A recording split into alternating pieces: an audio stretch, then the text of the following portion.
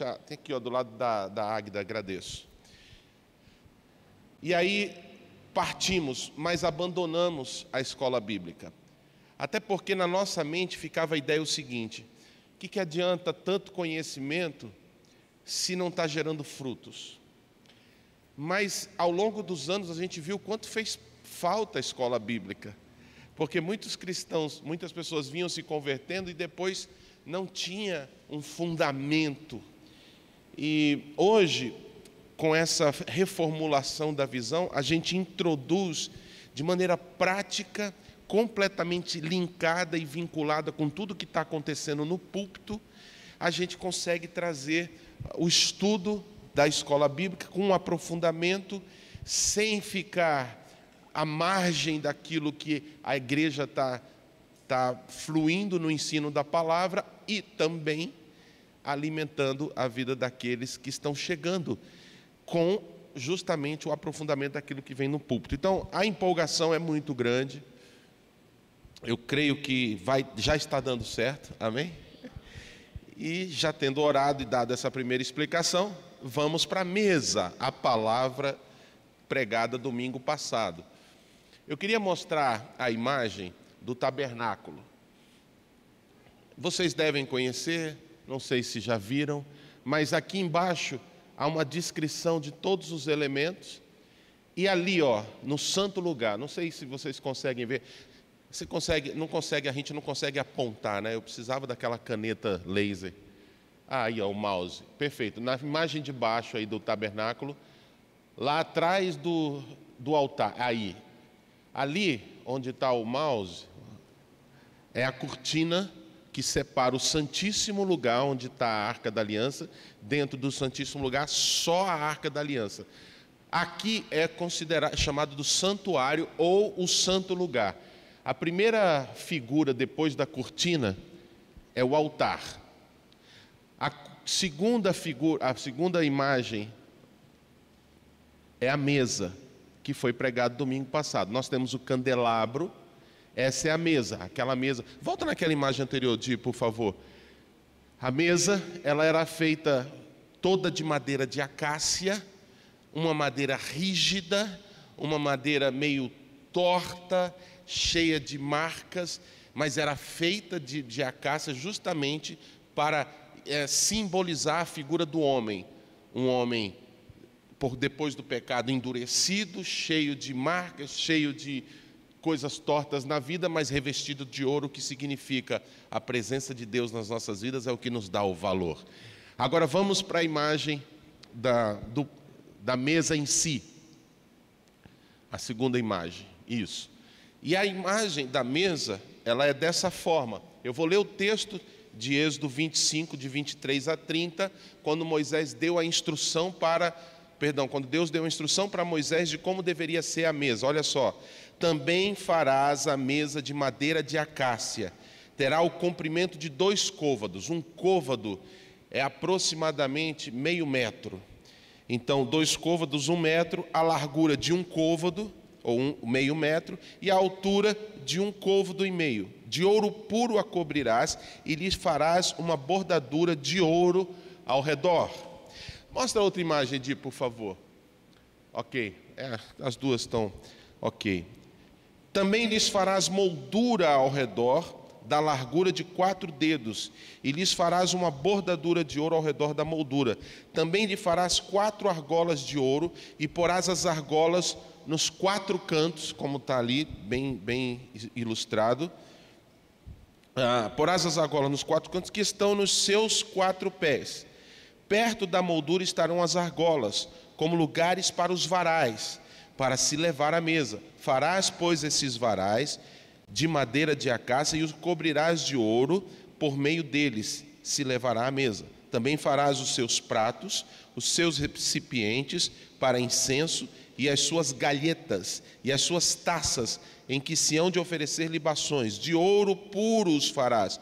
Porás sobre a mesa os pães da propiciação diante de mim perpetuamente. Então, a mesa ficava no santo lugar ou no lugar santo. Uma coisa interessante a respeito da mesa é descrito lá em Hebreus capítulo 9, versículo 2, que diz assim: com efeito foi preparado o tabernáculo, cuja parte anterior, onde estava o candeeiro e a mesa e a exposição de pães, se chama o santo lugar. Então, esse era o lugar da mesa, daquilo que foi pregado domingo passado sobre a importância da mesa. Ela é introduzida na palavra de Deus, no texto de Êxodo capítulo 25, quando Deus dá ordem a Moisés para colocar a mesa como um instrumento santo no santo lugar, onde nessa mesa tinha os 12 pães, arrumados dessa forma: 6 pães de um lado, numa fileira, numa coluna, e 6 pães de outro. Essa arrumação que precisava ser feita com os pães de 2 fileiras, elas representam as 12 tribos de Israel. Gente, vem para cá. Fê, você pode pular uma e assim por diante, aí eles sentarem aqui para a gente não ficar tão... Obrigado, gente. Não imagina, tranquilo. Bem-vindos à mesa, ao estudo. E é interessante observar como Deus era detalhista em todas as arrumações, em tudo que Ele fazia. E na mesa tinha um propósito. Quando a gente lê lá em Levítico 24, de 5 a 9, o pão, falando do pão, essas 2 fileiras, 6 pães em cada coluna. Cada pão era para uma tribo de Israel. Em Levítico 24, de 5 a 9, diz assim: também tomarás da flor de farinha, dela cozerás 12 pães, cada um dos quais será de 2 dízimos de um efa, e os porás em 2 fileiras, 6 em cada fileira, sobre a mesa de ouro puro, perante o Senhor. Sobre cada fileira porás incenso puro, que será para o pão, como porção memorial, é oferta queimada ao Senhor. Em cada sábado, Arão os porá em ordem perante o Senhor continuamente, da parte dos filhos de Israel, por aliança perpétua, e serão de Arão e de seus filhos, os quais os comerão no lugar santo, porque coisa santíssima para eles, das ofertas queimadas ao Senhor, como estatuto perpétuo. Há muitos simbolismos, há muitos ensinamentos que nós podemos extrair da mesa e dos pães. Bom, o que significam os pães? Primeiro, como eu já disse, era cada pão para uma tribo de Israel. Assim como, volta naquela imagem do tabernáculo, Edir, por favor. Assim como lá no Santíssimo Lugar estava a Arca da Aliança, simbolizando Deus no meio do povo, no Santo Lugar está a mesa com os 12 pães, significando o povo com Deus. Esse era o significado da mesa junto com a arca. Era um sinal de completa aliança entre Deus e o povo e Deus. Então os pães estão na mesa, simbolizando o povo junto com Deus. E quando os sacerdotes comiam o pão, outra mensagem era passada, porque só os sacerdotes, como foi dito na pregação, podiam comer o pão. Então, se os pães estavam na mesa, no santo lugar, para representar que o povo estava em aliança com Deus, e quando os sacerdotes, só eles podiam comer, eles aqui faziam um papel representando Deus, recebendo a aliança do povo. Então, os sacerdotes comiam o pão para simbolizar que Deus estava aceitando a aliança da parte do povo para com Deus. E esse pão, ele simbolizava alguns tópicos, algumas questões. Primeiro, esse pão também simbolizava gratidão pela bondade de Deus, por lhe darem o pão diário. Então, toda vez que, voltando para a mesa, toda vez que os sacerdotes recebiam o pão e comiam o pão que simbolizava cada tribo de Israel, então Deus estava recebendo a gratidão do povo pelo pão diário, que era o maná no deserto, mas também depois na terra prometida, as colheitas do trigo e de tudo que eles colhiam para fazer os pães que alimentavam o povo. Assim como Jesus ensinou esse pão que estava sobre a mesa, Jesus faz menção dele de maneira aplicada na nova aliança, ensinando a oração do Pai Nosso, quando ele diz: dai-nos hoje o pão nosso de cada dia. O segundo sinal é que esses pães eram o sinal da comunhão deles com Deus. Esse pão na mesa de Deus era feito com os mesmos ingredientes que eram feitos os pães que o povo comia na sua mesa. Então veja, Ao mesmo tempo que os sacerdotes comiam pão da mesa do santo lugar, os mesmos ingredientes que fizeram aquele pão também fizeram um pão que o povo comia na mesa. Ou seja, isso era um símbolo da comunhão e do relacionamento do povo com Deus e de Deus com o povo. Em terceiro lugar, era um tipo de provisão espiritual que é feito na igreja. Essa mesa, assim como alimentava os sacerdotes, e era dos sacerdotes por determinação perpétua, essa mesa hoje ela é um símbolo da mesa da pregação do Evangelho do nosso Senhor Jesus aqui do púlpito, ou nas células, ou nos CLs, melhor dizendo. Só um parênteses sobre CLs. O Jorge fez uma observação sobre o cuidado da gente, do nome, né? Church Living, muito apropriado. E os líderes não devem forçar a barra para a pessoa conseguir falar, mas o nome, você pode usar CL se a pessoa tiver dificuldade. Por isso que eu quis usar o símbolo, né, as iniciais CLs. Então, os pequenos grupos, os CLs. E até gera a curiosidade. Mas o que é isso? É um significado em inglês para nós vivermos a igreja. Então, CLs, ok? Voltando. Então, o pão sobre a mesa simboliza isso. Toda vez que nós pregamos o Evangelho, toda vez que nós aplicamos nos CLs, toda vez que nós fazemos como agora, isso é o pão do céu, palavra de Deus, trazendo alimento para os nossos corações. Quantos são gratos a Deus pelo alimento espiritual que nós temos? Então, algumas aplicações importantes. Vimos na pregação que o Senhor tem uma mesa no seu reino que precisa ser honrada.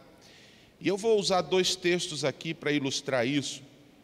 Essa mesa do reino, ela aparece lá em Malaquias capítulo 1, versículo 12, que diz assim: mas vós profanais quando dizeis, a mesa do Senhor é imunda, e o que nela se oferece, isto é, a sua comida é desprezível.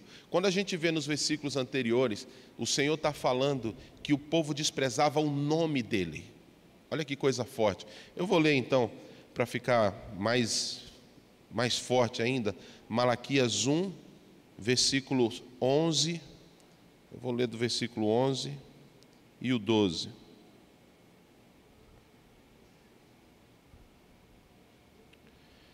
Ele diz assim: mas desde o nascente do sol até o poente, é grande entre as nações o meu nome, e em todo lugar lhe é queimado incenso e trazidas ofertas puras, porque o meu nome é grande entre as nações, diz o Senhor dos Exércitos. Aqui já é uma profecia da igreja se espalhando pelo mundo inteiro. E aí ele diz: mas vós o profanais quando dizeis a mesa. Olha que coisa forte, irmãos, e que importante de ser aprofundado no conhecimento de Cristo. O Senhor fala que o nome dele é profanado quando a gente despreza a mesa. A mesa é desprezada quando, no texto aqui do versículo 12, diz que a gente não considera o que nela se oferece. E aqui a gente está falando especificamente da mesa do reino de Deus. O que se oferece na mesa do reino? A sua palavra. Agora pensa comigo. A igreja despreza a mesa do reino? Num sentido geral. O que você acha? Quando a gente despreza a mesa do reino? Quando? Quando não lê a Bíblia. Quando não prioriza o culto onde a mesa é servida. O que mais? Obediência, porque é importante ler, é importante estar nos cultos para ouvir a palavra, mas é importante obedecer. O que mais? Quando a gente despreza a mesa? Ou o nome do Senhor? Prioridade, o mais importante. Então, da mesma forma que o Senhor está chamando a atenção no Antigo Testamento, em Malaquias 11, 12, dizendo: o meu nome é grande, e ele é proclamado, e há sacrifícios no mundo inteiro. Ele está falando todas as nações.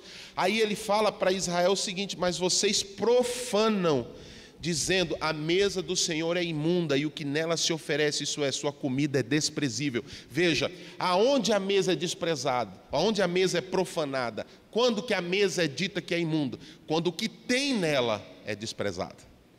Quando o que se oferece à mesa não é dado o valor que deveria ser dado. Então, nesse sentido, se tem uma coisa importantíssima sobre a mesa, é que sobre ela está o pão que representa Cristo, o pão maná diário que falava de Cristo, quando Jesus disse assim: eu sou o pão da vida.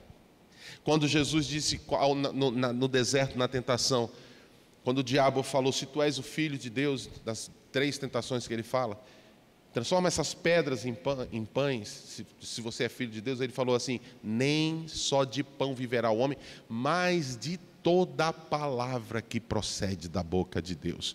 Qual a importância da mesa para nós? É que nela está o pão que nós precisamos para viver, e o pão espiritual, que é Cristo, da qual nós não podemos desprezar. Que se tem uma coisa que esse estudo da escola bíblica precisa enfatizar nas nossas vidas, é que nós valorizemos a palavra acima de tudo. Amém? E eu queria concluir esse pedaço, para depois a gente aplicar todo o resto. Se você puder colocar para nós o texto de Salmo capítulo 1, porque ali ele valoriza então o pão que está sobre a mesa. Ele não só valoriza, como ele nos dá a verdadeira mensagem da importância desse pão, que é a palavra. Bem-aventurado o homem que não anda no conselho dos ímpios, não se detém no caminho dos pecadores, nem se assenta na roda dos escarnecedores. 2.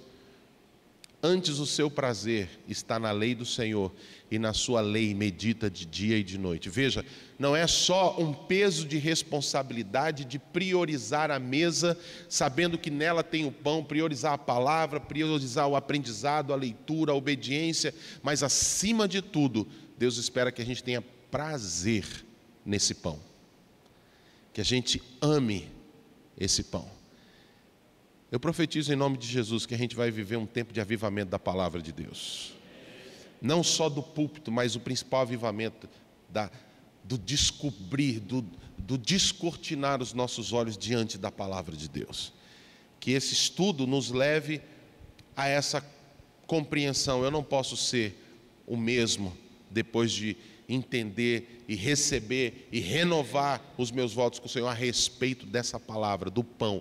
Eu quero meditar. E olha qual é a consequência. Antes o seu prazer está na lei do Senhor, e na sua lei medita de dia e de noite. Versículo 3. Aí vem as bênçãos. Ele é como árvore plantada junto à corrente de águas, que no tempo certo, ou no devido tempo, dá o seu fruto, cuja folhagem não murcha, e tudo quanto ela faz será bem sucedido. Versículo 4. Os ímpios não são assim, são porém como a palha que o vento dispersa. E o 5. Por isso os perversos não prevalecerão no juízo, nem os pecadores na congregação dos justos. O 6.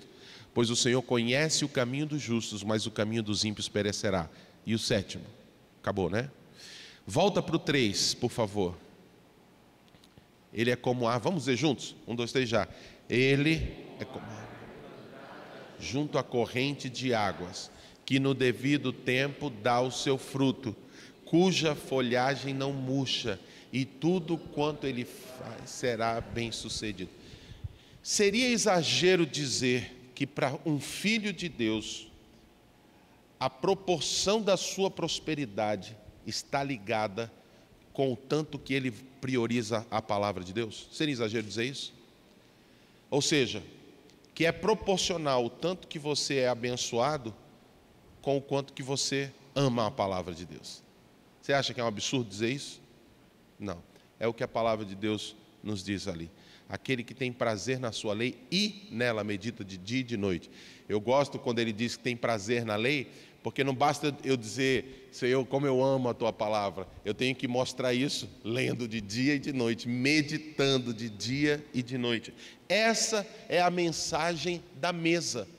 A mensagem da mesa é que tem pão na mesa para te abençoar suficientemente todos os dias da tua vida.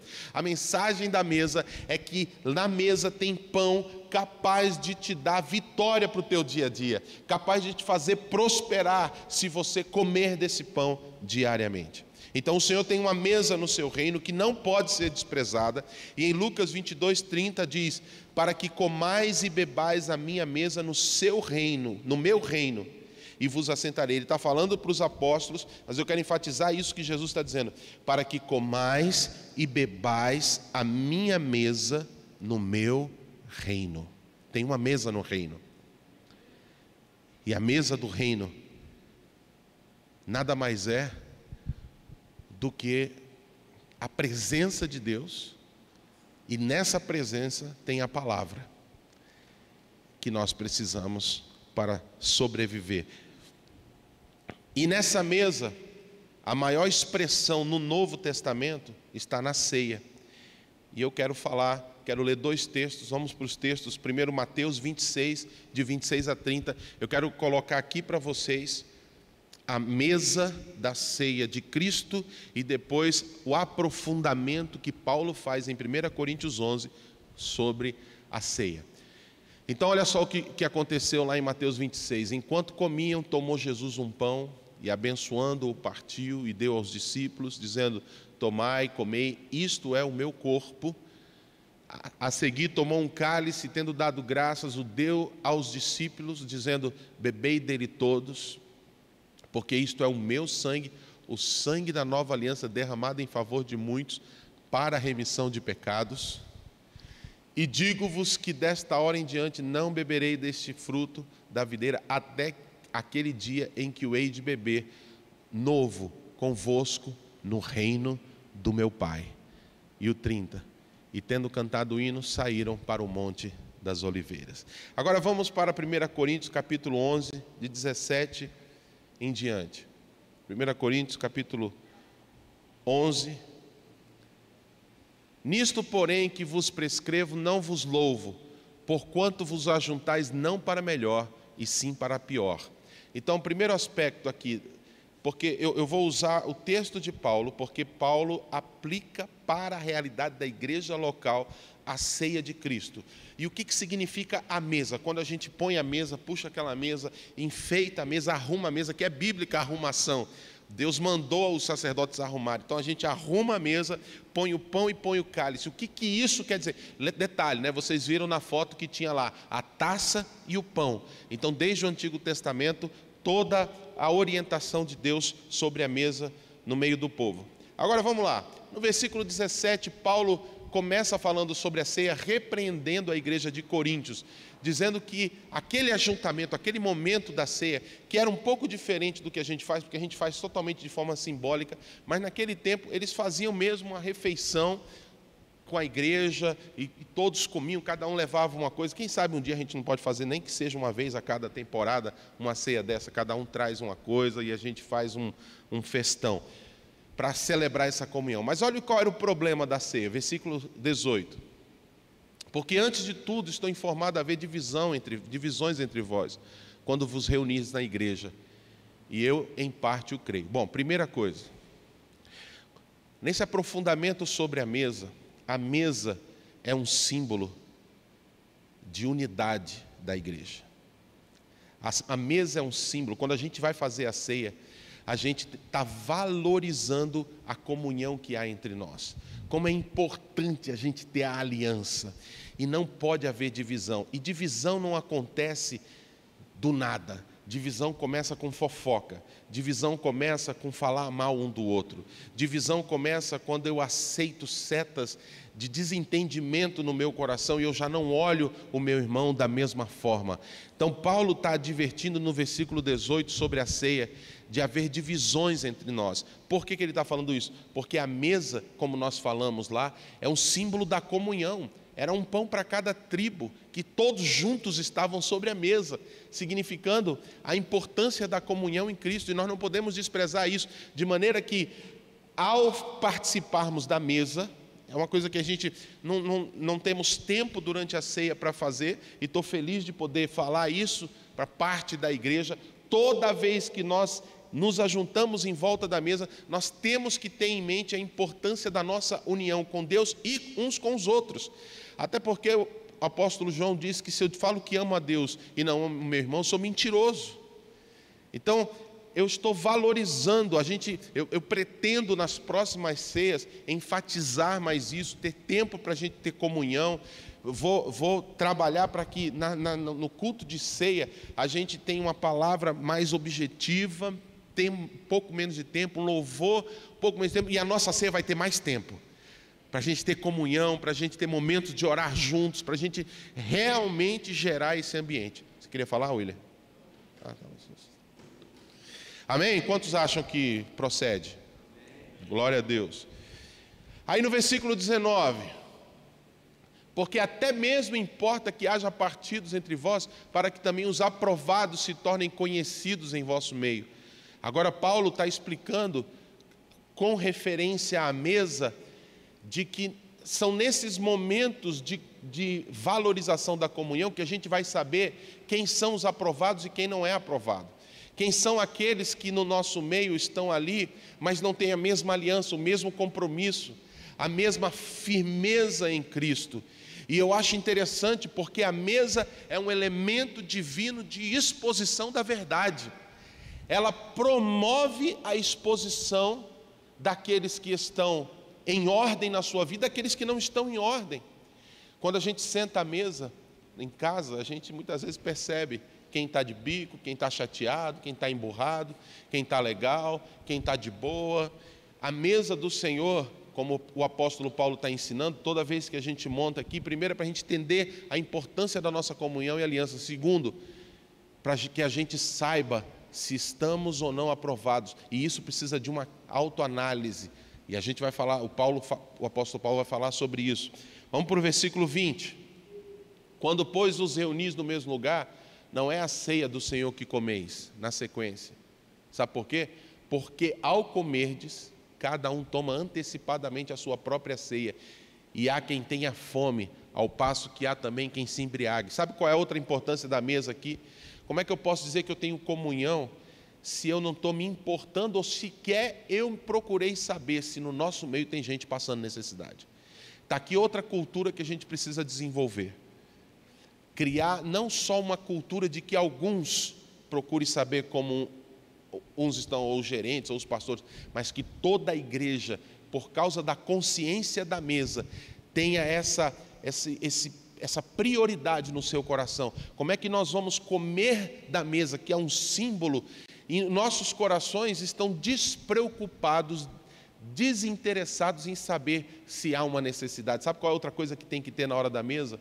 Na hora de participarmos da ceia, de nós orarmos uns pelos outros, mas de saber o que você está precisando, o que você quer que eu ore por você, qual é a necessidade que você está tendo, qual é o desafio, e a gente tem um momento na igreja da gente se suprir um ao outro, nem que seja pela oração, irmãos, mas também paralelo a isso, que nós cultivemos com mais intensidade a assistência aos necessitados.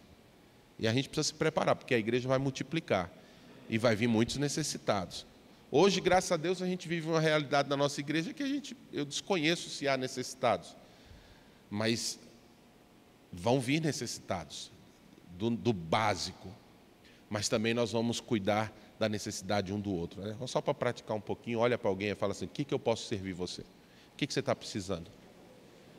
O que você está precisando? Já que você perguntou, faz uma oração rápida aí, já fala assim: Senhor, supre, faz acontecer. Deus, em nome de Jesus, abençoa. Sabe uma outra coisa que desperta o meu coração? Uma outra coisa que desperta o meu coração é que a gente deveria, a partir do culto da ceia, fazer orações nos dias seguintes, uns pelos outros. Essa semana eu vou estar orando por você, por essa necessidade que você me compartilhou aqui agora. É a mesa. Paulo está falando assim porque a gente come antecipadamente. Em outras palavras, está dizendo assim: você só se preocupa com o seu, você só está preocupado com o seu interesse. Você come da mesa, é como se ele estivesse dizendo: é hipocrisia a gente participar da mesa e não saber se o outro está precisando de alguma coisa. Meu Deus, isso vai ser avivamento para a igreja. Eu acredito nisso. Na sequência, 22, que foi Não tendes, porventura, casas onde comer e beber? E aqui fala da célula, fala dos CLs. Ou menosprezais a igreja de Deus e envergonhais os que nada têm? Que vos direi? Louvar-vos-ei? Nisto certamente não vos louvo. Aqui o apóstolo Paulo já faz menção sobre a comunhão nas casas. Vocês não têm o que comer em casa? Aqui Paulo nos orienta a respeito não só do coração voltado para os que necessitam, mas também eu aplico dessa maneira, de que nós não vamos menosprezar a igreja do Senhor, porque nós vamos atender os necessitados e nós vamos ter a comunhão, tanto na nossa casa, e aqui eu valorizo com esse dizer do apóstolo Paulo, justamente a mensagem que a minha esposa tem pregado sobre a mesa, do quão importante é a mesa também ser valorizada dentro de casa. A gente ter o tempo à mesa, a gente honrar o tempo à mesa. Depois ela vai falar para as mulheres, aqui já falou em Tanabi, sexta-feira vai falar na rede de mulheres, e aí se preparem, porque vocês vão ter um avivamento também à mesa em casa. Amém, irmãos? A Paula gosta de arrumar a mesa, né? Talvez ela pudesse dar um curso de arrumação de mesa. O próximo, versículo 23. E aqui o apóstolo Paulo começa, é como se ele fizesse uma segunda parte do seu estudo sobre a ceia, a mesa. Primeira coisa que ele diz, ele sinaliza e deixa claro o seguinte: o que eu vou passar para vocês eu recebi como revelação. Não é a opinião do apóstolo, não é um conceito humano, mas eu recebi do Senhor. Ou seja, o autor do que eu vou dizer a partir de agora foi o rei da igreja, o Senhor da igreja. Foi Jesus Cristo que me deu o que eu vou passar para vocês a partir de agora. Como se ele estivesse dizendo, só ele tem poder para instituir os sacramentos do reino de Deus. Segundo, olha lá no versículo 24. E tendo dado graças, partiu e disse. Esse aqui, irmãos, é o momento da instituição. Foi Jesus pessoalmente, o próprio Deus, que instituiu aquilo que ao longo de 2000 anos nós praticamos, a igreja ao redor da mesa, num culto de domingo, monta-se a mesa em memória dele. E é interessante porque o apóstolo Paulo aqui, ele, sem ter a revelação humana, mas de Deus, ele já deixou claro, para desmontar a ideia que viria anos depois dos papas, sobre a transubstanciação, ou seja, que o pão vira Cristo. Não, Jesus disse, tanto em Mateus, e Paulo repete aqui, para fazer memória dele. O pão é para memória, o pão não é Cristo em si, transubstanciado. É um absurdo essa ideia, mas tendo dado graças, o partiu e disse, isso é meu corpo que é dado por vós, fazer isto em memória. Fazer o quê? Partir o pão. Parta o pão em memória, lembre-se de mim. E qual que é essa questão? Qual a implicação disso? É interessante porque Paulo disse que foi na noite em que foi traído, na véspera de entrar no seu tempo de sofrimento, foi que Jesus estabeleceu a instituição da ceia. Não é isso? Olha lá no que diz no versículo, volta o versículo 23, por favor. Porque eu recebi do Senhor, na noite em que foi traído, tomou o pão. Gente, tem uma mensagem aqui, nós queremos aprofundar isso. Não sei se você já parou para pensar que a ceia foi instituída pelo Senhor nas vésperas de ele sofrer tudo o que ele tinha para sofrer. Há mensagens profundas aqui. Uma delas que eu quero extrair é de que a mesa, a ceia, tanto a ceia na igreja como a mesa na nossa casa, ela nunca pode ser desvalorizada, desprezada, desonrada, desrespeitada, a despeito do sofrimento que a gente esteja vivendo, a despeito da luta que a gente esteja atravessando, independente da dificuldade, dos enfrentamentos, das intrigas. Presta atenção comigo. Na noite que foi traído, Jesus partiu o pão. Ele sabia tudo que ele ia passar. Um dos seus escolhidos amigos o estava traindo. E essa mensagem é o seguinte: eu não posso deixar de ir para a mesa na minha casa, porque eu fiquei de bico com o meu irmão, com a minha esposa, com o meu esposo. A mesa é lugar de resolver as coisas. A ceia, ela é lugar de resolver as questões da igreja. Quando a gente faz a ceia, todo primeiro domingo ou último domingo do mês, a gente está dizendo assim: se tem problemas entre nós, nós vamos honrar a mesa do Senhor, resolvendo os problemas entre nós. Vamos acertar as contas. Eu te perdoo e você me perdoa? Está tudo certo entre nós. Sabe o que devia acontecer na hora que a mesa é posta, na hora que a ceia vai ser servida? Sem que o pastor precisasse dizer. Se um ficou chateado com o outro, antes de tomar a ceia, ele sai do seu lugar, ele vai até o irmão e fala assim: você me perdoa porque eu gritei com você semana passada, essa semana? Ou o marido virar para a esposa e falar: essa semana eu falhei com você, eu fui rude. Ou a esposa dizer para o marido: eu dei uma resposta que não devia. A mesa, a ceia, desde o Antigo Testamento, ela é lugar de resoluções. Ali a gente tem que resolver as paradas, ali a gente tem que entender: pô, mas precisa da ceia? Não, a gente tem que resolver antes, não precisa esperar a ceia para resolver. Mas a ceia é o estágio final, é como se estivesse dizendo assim: se até agora você não resolveu o que já devia ter resolvido, então resolve agora. Essa é a mensagem da mesa, que muitas vezes a gente despreza, ou não despreza. Está na Bíblia. Continuando, versículo 25.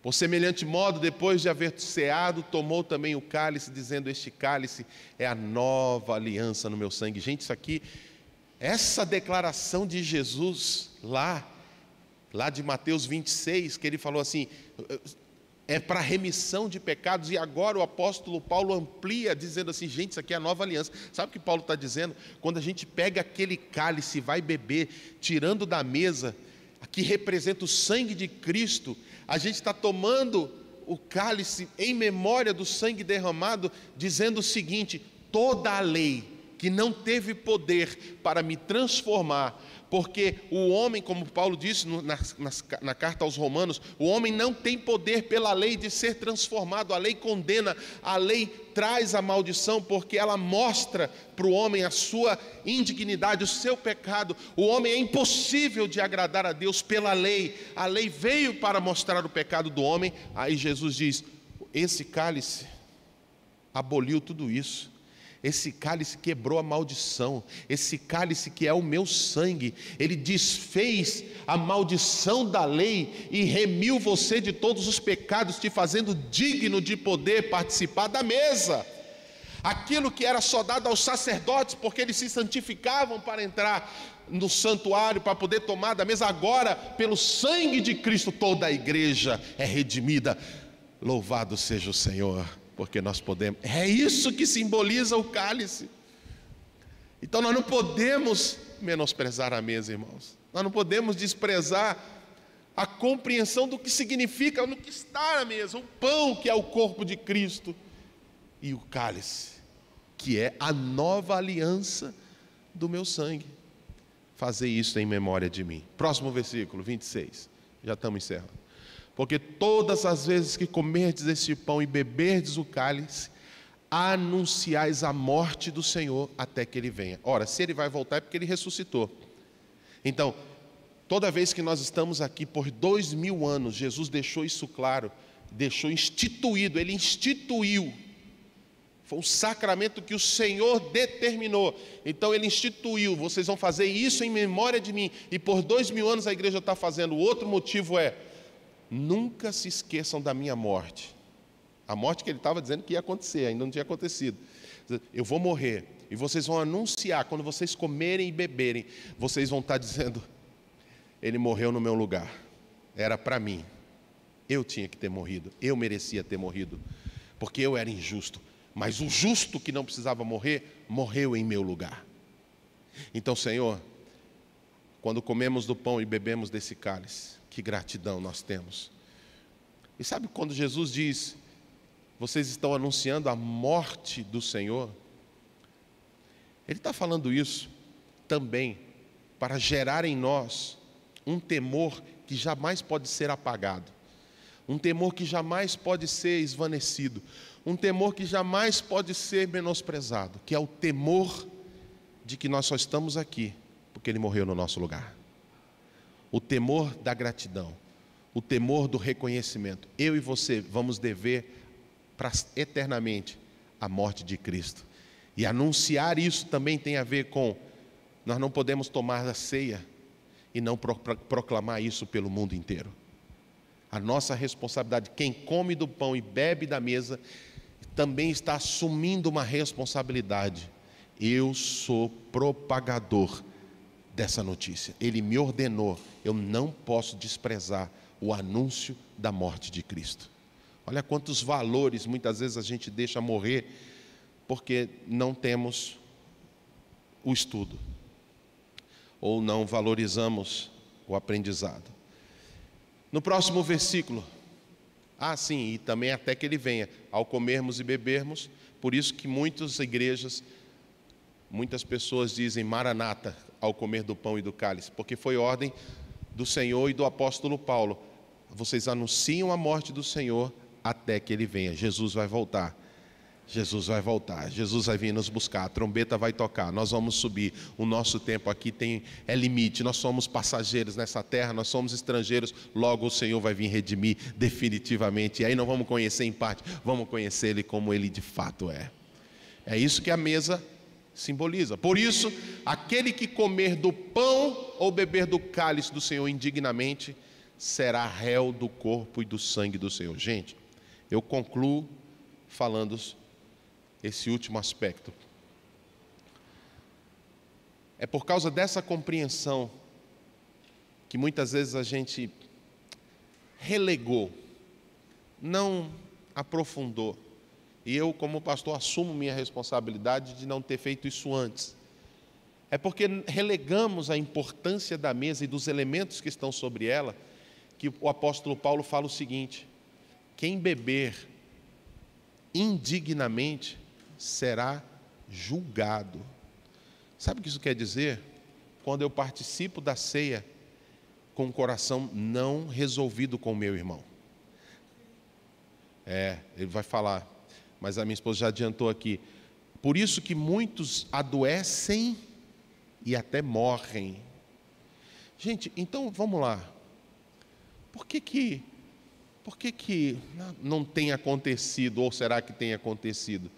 Eu diria que quando a gente se expõe à palavra de Deus e com temor, e a Bíblia diz no livro de Atos que o temor crescia no meio da igreja de Jerusalém, quando as pessoas erram e esse temor está em alta, e essas pessoas não se arrependem, elas podem morrer, porque isso aconteceu no Novo Testamento.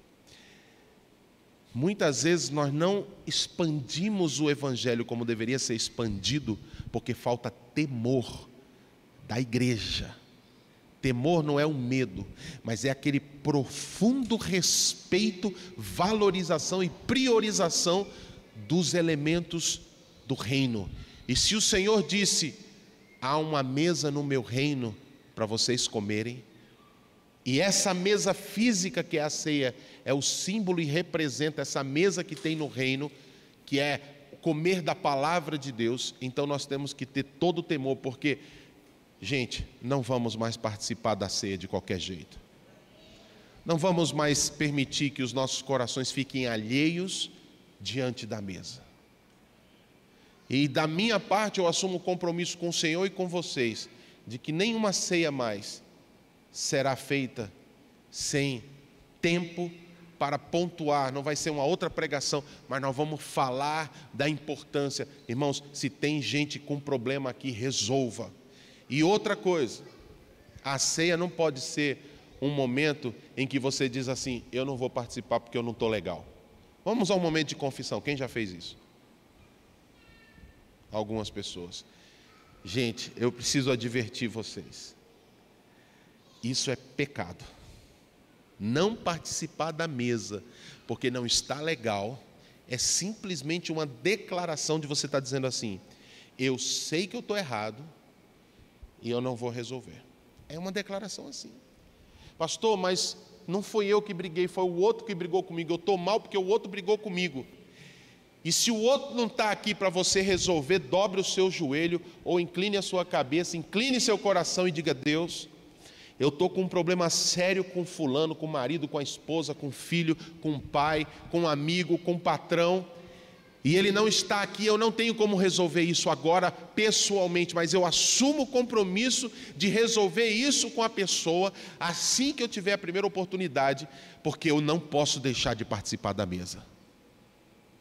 Gente, pensa comigo, quantos creem que quando nós estamos num culto, Jesus está aqui? Quantos creem? Porque se a gente não crê nisso, o que a gente está fazendo aqui? Então chega a mesa da ceia, chega o momento de cultuar a Deus com a ceia, chega o momento da gente glorificar a Deus, chega o momento da gente receber a mensagem pela mesa, que é: eu preciso resolver minhas paradas, se eu não estou em comunhão com Deus, eu preciso me arrepender dos meus pecados, eu preciso me preocupar se tem alguém precisando de alguma coisa, eu tenho que orar uns pelos outros.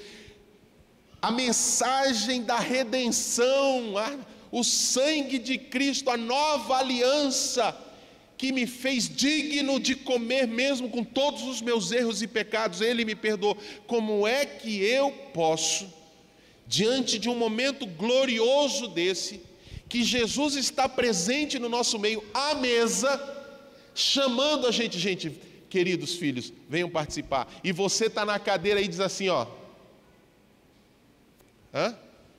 você pensou nisso? Porque quando você e eu não me lembro de não ter participado, mas quando você deixou de participar da mesa, porque você constatou que tem alguma coisa que não está legal, não ache que você fez melhor do que participar, nem indignamente. Nem participar indignamente é certo, e nem deixar de participar é certo. Os dois estão errados. Porque se você não participa, você cai na mesma condenação que lá à mesa Jesus tinha dito para Pedro, quando Jesus foi lavar os pés dos discípulos à mesa. Pedro disse que não, ele falou: então você não tem parte comigo. Aí Pedro falou: então lava a cabeça, lava os braços, lava tudo.